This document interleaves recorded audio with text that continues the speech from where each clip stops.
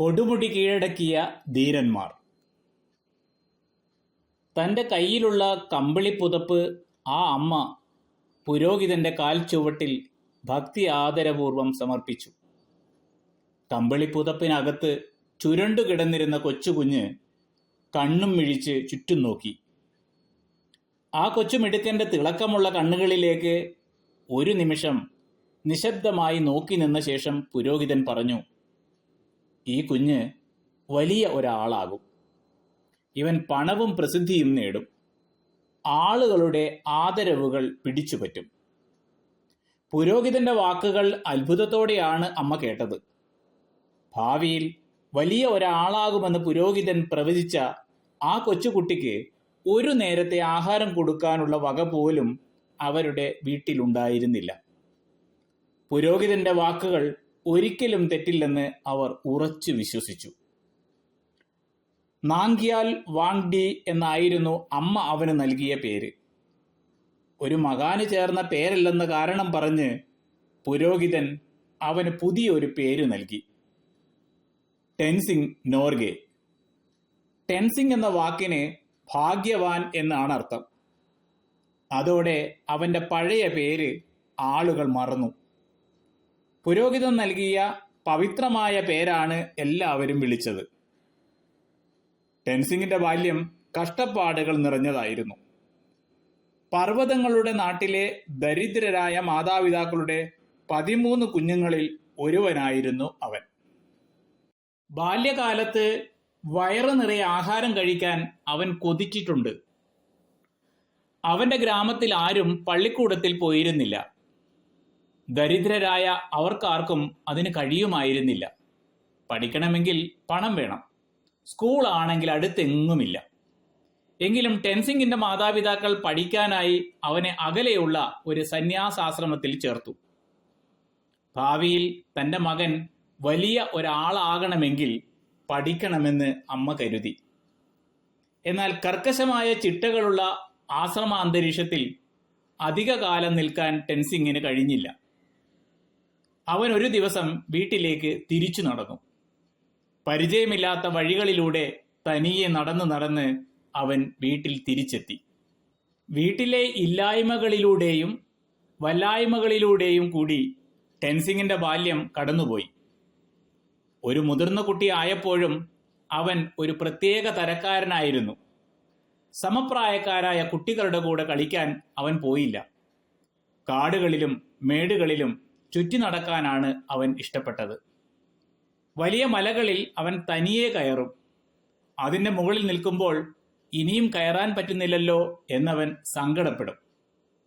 ഒരു ദിവസം ടെൻസിംഗ് കുന്നുകൾക്കപ്പുറമുള്ള നാടുകൾ കാണാൻ ഇറങ്ങി. കാഠ്മണ്ഡുവിലാണവർ എത്തിച്ചേർന്നത്. ആ പട്ടണം ടെൻസിംഗിനെ ഒട്ടും ആകർഷിച്ചില്ല. പട്ടണത്തിന്റെ ചുറ്റും തലയുയർത്തി നിൽക്കുന്ന മലകളിലേക്കായിരുന്നു അവന്റെ നോട്ടം. അവിടെ എത്താൻ കഴിയാതെ ടെൻസിംഗ് നിരാശനായി വീട്ടിലേക്ക് മടങ്ങി. പർവ്വതാരോഹണത്തിൽ താല്പര്യമുള്ളവരെ എക്കാലവും എവറസ്റ്റ് കൊടുമുടി മോഹിപ്പിച്ചിരുന്നു. എവറസ്റ്റിന്റെ മുകളിൽ കാലുകുത്തുക എന്നതായിരുന്നു ഒരു പർവ്വതാരോഹണക്കാരന്റെ ജീവിത ലക്ഷ്യം. പക്ഷെ അതത്ര എളുപ്പമുള്ള കാര്യമല്ല.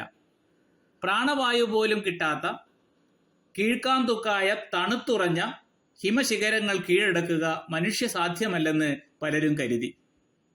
ഒരടി പിഴച്ചാൽ, കെട്ടിയുറപ്പിച്ച കയറൊന്നു പൊട്ടിയാൽ ആയിരക്കണക്കിന് അടി താഴ്ചയുള്ള അഗാധ ഗർത്തങ്ങളിലേക്കാണ് വീഴുക.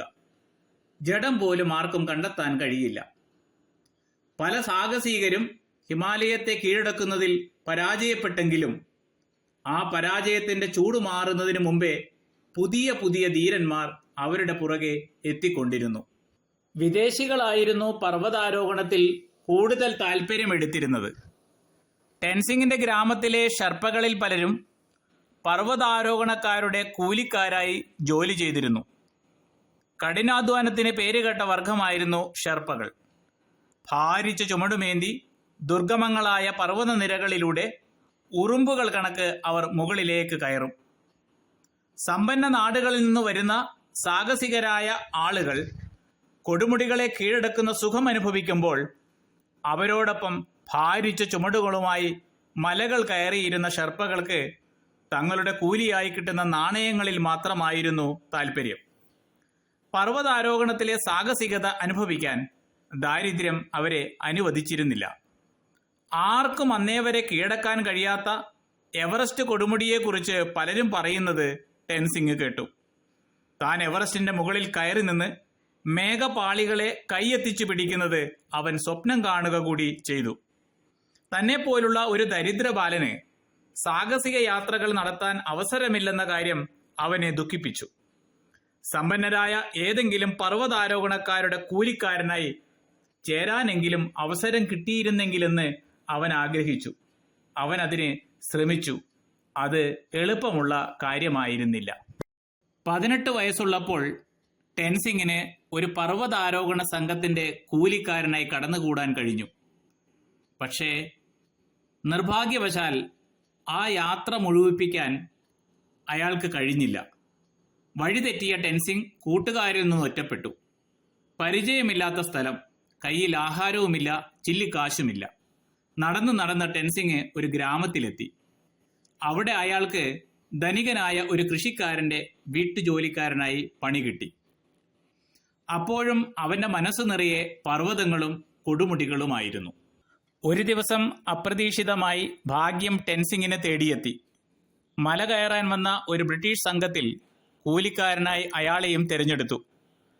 പർവ്വതാരോഹണക്കാർ പല ഘട്ടങ്ങളായാണ് ഒരു കൊടുമുടി കീഴടക്കുക. കൊടുമുടിയിലെ എത്തുന്നതിന് മുമ്പ് വഴിക്കൊക്കെ അവർ വിശ്രമത്താവളങ്ങൾ ഒരുക്കും. അത്ര വളരെ അത്യാവശ്യമില്ലാത്ത സാധനങ്ങൾ അവിടെ വെച്ചിട്ട് വീണ്ടും യാത്ര തുടരും. അത്തരം ചരക്കു താവളങ്ങളിൽ ചരക്കുകൾ സൂക്ഷിച്ച് അലസനായി കഴിയാൻ ടെൻസിംഗ് ഇഷ്ടപ്പെട്ടില്ല. കൊടുമുടികളെ കീഴടക്കുകയായിരുന്നു ടെൻസിങ്ങിന്റെ ലക്ഷ്യം. പിന്നീട് പല സംഘത്തോടൊപ്പം ടെൻസിംഗ് ഹിമാലയത്തിൽ കയറി. ഓരോ പരാജയവും അയാളെ ദുഃഖിപ്പിച്ചു, പക്ഷേ നിരാശനാക്കിയില്ല. ഇതിനിടയിൽ ഉയരമുള്ള കൊടുമുടി കീഴടക്കുന്ന ഷെർപ്പകൾക്ക് കൊടുക്കുന്ന ടൈഗർ മെഡൽ ടെൻസിംഗ് നേടിയിരുന്നു.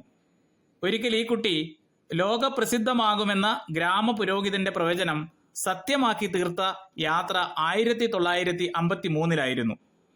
1953 ജോൺ വാങ് എന്ന ബ്രിട്ടീഷുകാരന്റെ സംഘത്തിൽ അംഗമായി എവറസ്റ്റ് കീഴടക്കാൻ ടെൻസിംഗ് പുറപ്പെട്ടു.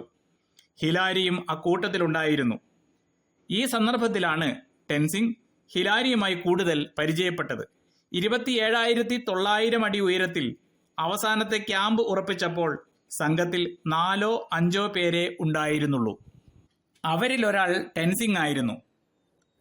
അന്നു രാത്രി ടെൻസിംഗ് വിചിത്രമായ ഒരു സ്വപ്നം കണ്ടു. ഒരു കൊടുങ്കാറ്റ് പോലെ വേഗത്തിലോടുന്ന വെള്ളക്കുതിരപ്പുറത്തിരുന്ന് താൻ പർവ്വതങ്ങൾ ചാടിക്കടക്കുന്നു. ടെൻസിംഗ് ഞെട്ടി ഉണർന്നു. അതോടെ ടെൻസിംഗിന്റെ ആത്മവിശ്വാസം കുറെ കൂടി വർദ്ധിച്ചു. മൃഗങ്ങളെ സ്വപ്നം കാണുക ശുഭസൂചകമാണെന്നാണ് ഷെർപ്പകൾ വിശ്വസിച്ചിരുന്നത്. പിറ്റേന്ന് 1953 മെയ് 29 പകൽ 11:30 മണിക്ക് അസാധ്യമെന്ന് പലരും കരുതിയിരുന്ന ആ സ്വപ്നം ടെൻസിംഗും ഹിലാരിയും സാക്ഷാത്കരിച്ചു.